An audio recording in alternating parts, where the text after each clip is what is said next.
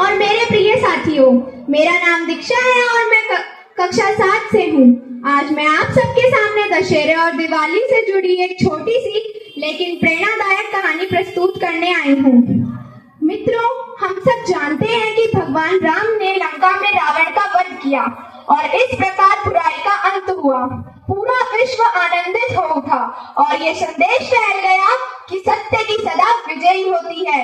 लेकिन कहते हैं उस युद्ध के बाद भगवान राम कुछ देर रणभूमि में शांत खड़े रहे।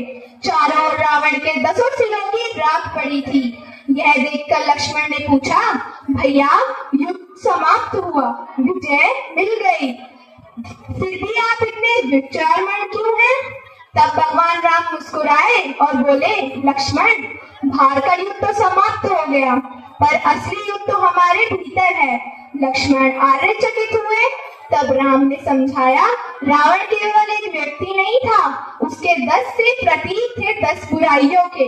क्रोध, लोभ, अहंकार, ईर्ष्या, घृणा, आलस्य, स्वार्थ, असत्य, अन्याय और हिंसा।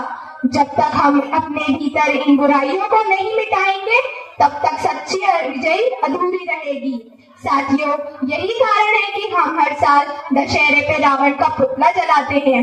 वह पुतला सिर्फ रावण का नहीं, बल्कि उन बुराइयों का प्रतीक है जो कहीं ना कहीं हमारे भीतर छिपी हैं। और फिर आता है दिवाली का पर्व, जब हम बुराई को, अंधकार को मिटा देते हैं, तब प्रकाश फैलता है।